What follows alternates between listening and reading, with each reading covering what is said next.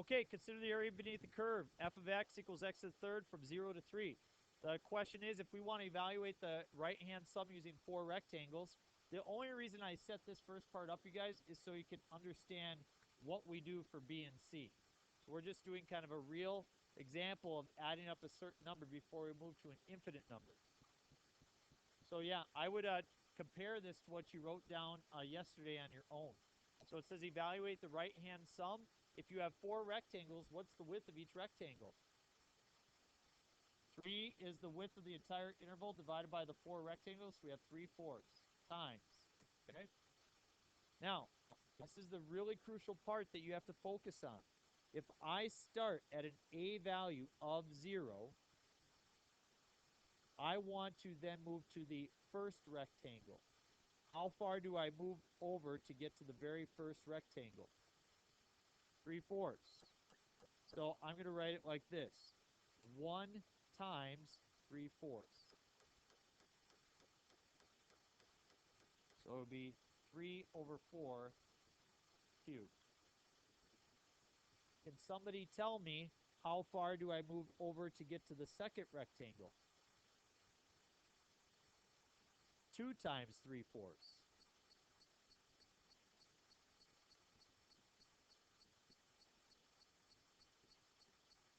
How far do you move over to get to the third rectangle? 3 times 3/4.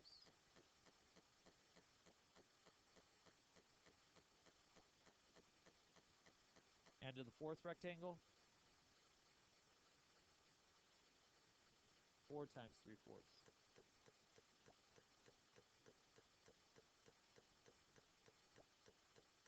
So the question that people asked during second hour, it was asked 3 times, and I still think people were confused about this, is what is I? I refers to this. I is your rectangle number. We move over I widths. 1 width, 2 widths, 3 widths, 4 widths. And we start with I equal to what? You start with I equal to 1. And you move to I equals n, which gets pushed to infinity. So that's the number of rectangles.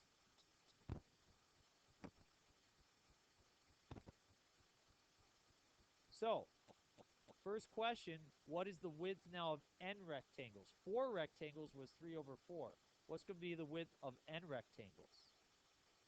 3/n. Okay, that should be easy. Okay, delta x is equal to b minus a over n. Right up there. That's our width. For what x values do we evaluate the sum? This is delta x. Now we need x sub I. And x sub I is equal to your beginning, your a value, and we add on the width times I. We add on I number of widths. 1 width, 2 widths, 3 widths, 4 widths. Well, what is a in this problem? 0. So you just add b minus a over n, which is 3/n times I.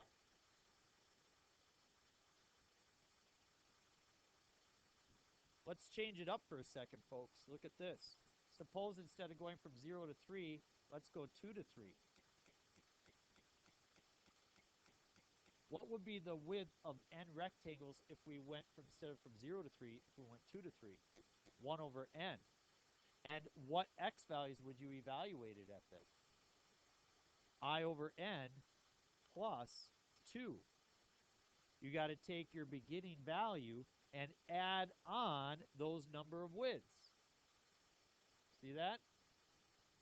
I don't pretend that that's easy to conceptualize, but you want to try to do that because that's truly what we're trying to understand. So let's get to the meat of it all. We got the definite integral bounded from what? 0 to 3 of the function x to the third dx is equal to, the limit as n goes to infinity of the sum from I equals 1 to n.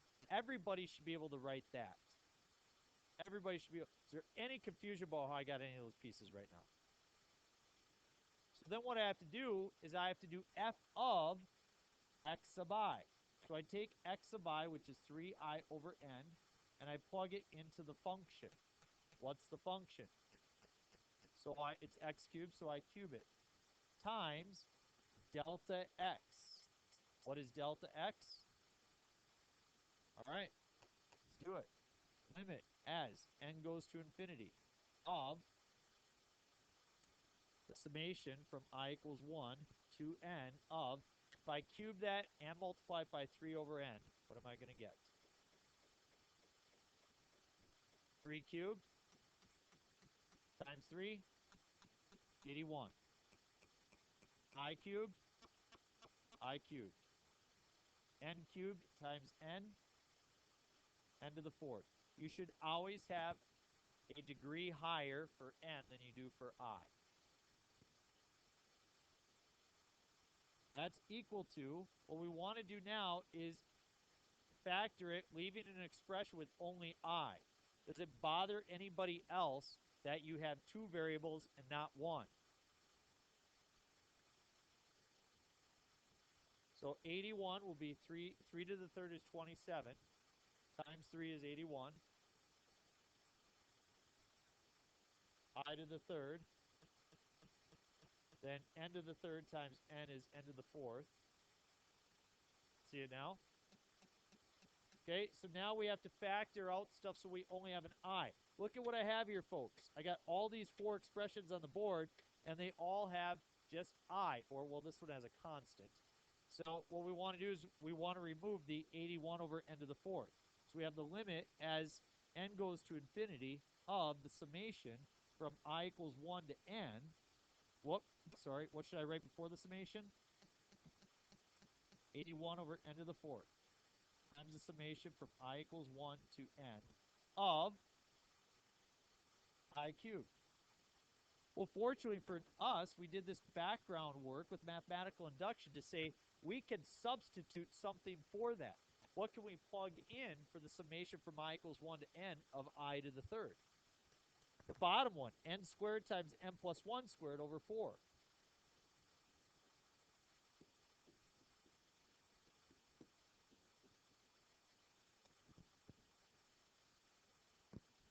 So now I have the limit as n goes to infinity of 81 over n to the fourth times n squared times n plus 1 quantity squared over 4. Well, this is easy. This is just an infinite limit. We did this first semester, right? Let's do it. The limit is n goes to infinity of, see, n plus 1 squared is going to be n squared plus 2n plus 1. So after I multiply that by 81 and n squared, what's going to be my first term in the numerator? Good. 81 n to the fourth. What's going to be my second term? Good. And my last term? 81 n squared. Denominator, 4 n to the fourth. This is child's play. You guys know how to do this. What do we factor all the top? N to the fourth. 81 plus 162 over n is 81 over n squared.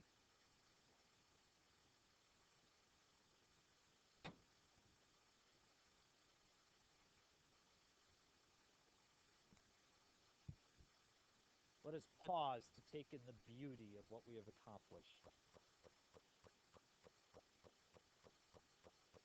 But at this point, we will finally use that limit as n goes to infinity, meaning that the number of rectangles does not stop at 4 or 8 or 12. But we're going to push it all the way to infinity. Why? Why can I cross out 162 over n? Why is it 0? Yeah, the top doesn't change at all, does it? It's just a constant. And as the bottom gets increasingly large, that ratio will go to 0. So it's not that it just cancels, it goes to 0 It has a value of 0. That's why we could cancel it off. And the end of the force, we've factored. So therefore, we get 81 over 4, or 20.25. That is the exact value bounded underneath that curve.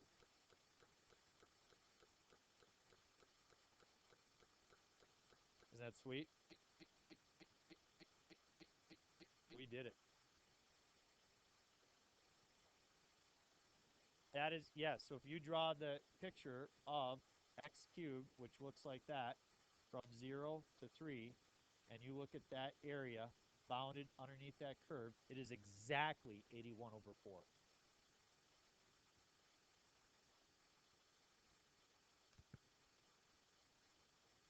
Hold back your excitement, Hannah. All right, flip it over.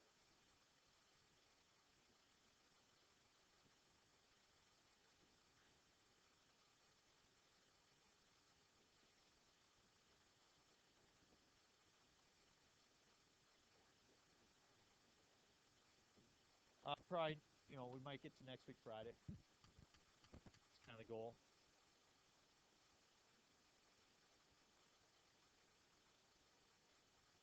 Okay, let's look at our new function. Somebody tell me what's different about this function compared to the others. There's two terms to it, two terms, and that's going to make it a little bit more difficult, okay? So before, we're not going to do A. We're going to save time. We're going to go straight to B, C, and D. I'm going to start with D. I'll first express as an integral. The integral bounded from 0 to 4 of 2x minus 1 over 2x squared, and we attach a dx. And the dx really applies to the whole function. We don't write parentheses around it. It's just something we understand in our mathematical notation. That's equal to the limit, the infinite limit, because we want an infinite number of rectangles, but we want to sum the heights times the width. So first let's figure out the width. If my interval is from 0 to 4, how do I calculate the width of each rectangle? B minus A over N. B minus A divided by N, and you get 4 over N. Yep, so that's 4 over N right here. For what x values do we evaluate the sum? So we have to decide what numbers do we plug in to get our heights. In order to calculate that, we get our starting point. What's our starting point? 0 plus our widths times whatever rectangle number we're trying to find. So that means that our first rectangle, its height will be evaluated at 4 over n. Our second one at 8 over n. Then 16 over n. Then 20 over n. So on and so forth. I missed 12, sorry. All right, so here we go. So I'm going to plug that in. X sub I is equal to 4i over n. You don't simply just attach an I all the time. There might be a number in front, but that's kind of what we do. So I'm going to multiply it by 2. So 2 times 4i over n minus 1 over 2 times 4i over n quantity squared. So that's a little messier than what we've seen before, right? But fortunately, you are the king and queens of algebra, and nothing algebraically do you fear. So let's just go through the hard work. Limit as n goes to infinity of the summation from I equals 1 to n of, let's, I'll put the 4 over n. We'll distribute that through, but first, what does this turn out to be? 8i over n times 4 over n would give me 32i over n squared.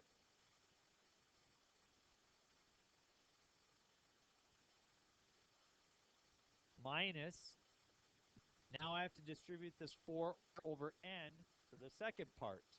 What is 4i over n squared? 16i squared over n squared times 1/2,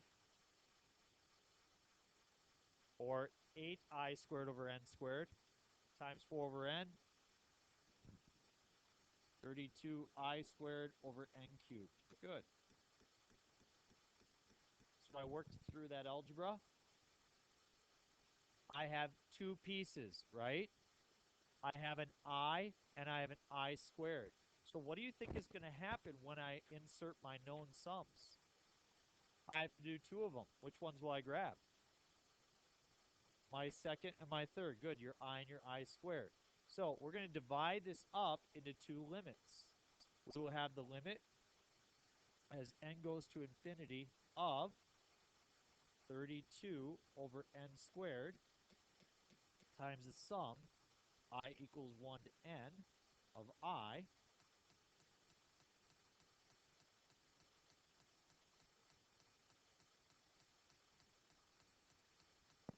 minus the limit as n goes to infinity of 32 over n to the third times the sum from I equals 1 to n of I squared. We're going to pause there before you leave. Make sure that you understand how we separated that. Once you do, go get some brain food. We pick up here. I've separated, since we have two different terms, I've separated into two different limits. And so I'm going to insert two different sums. What do I insert for that piece?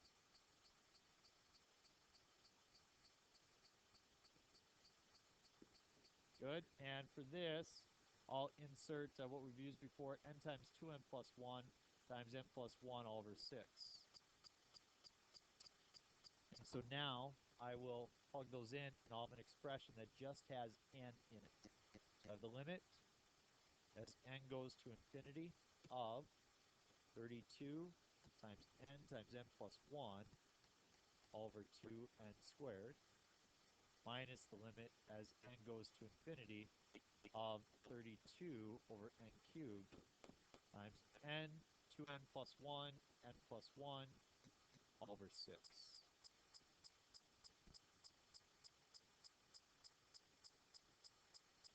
We okay with that? Okay, let's just multiply these out.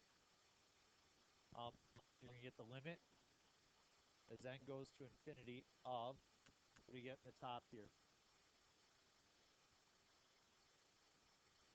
32n squared plus 32n over 2n squared minus the limit as n goes to infinity of, I got to multiply that out. Maybe you're used to doing this part right here. You get 2n to the third plus 3n squared plus 1n. So what's your first term going to be? 64n cubed, 96n squared, 32n, all over 6n cubed. What do you factor out of the top?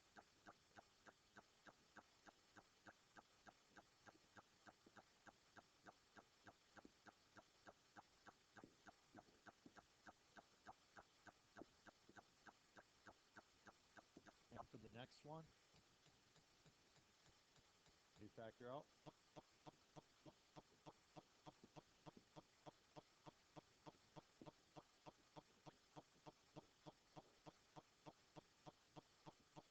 What cancels? N squareds and n to the thirds. The other parts go to 0. You get 16 minus 64 over 6 is 32 thirds.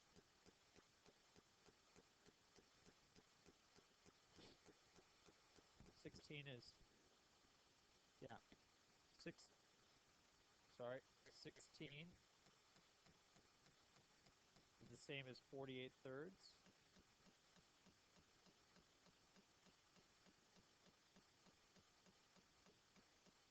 Minus 32 thirds gives us 16 thirds.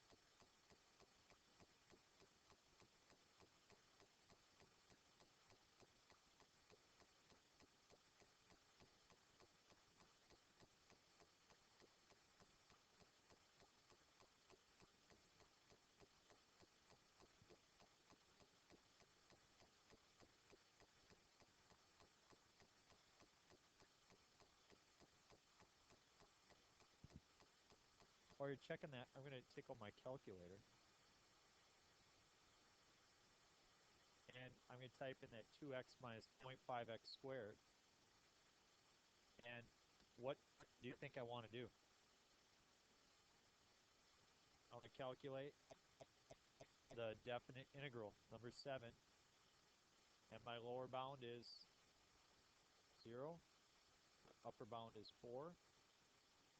You can see it shades in that area right there. It's exactly 5.33, which is 16/3. That's pretty impressive. We've done good work. The question is, could you do one on your own? All right, checkpoint. Let's try. Okay, there's the checkpoint all the way through. There's the work shown if you need to go back and glance at it. Your assignment is the worksheet that I handed out. I don't have it here, so yeah, there you go.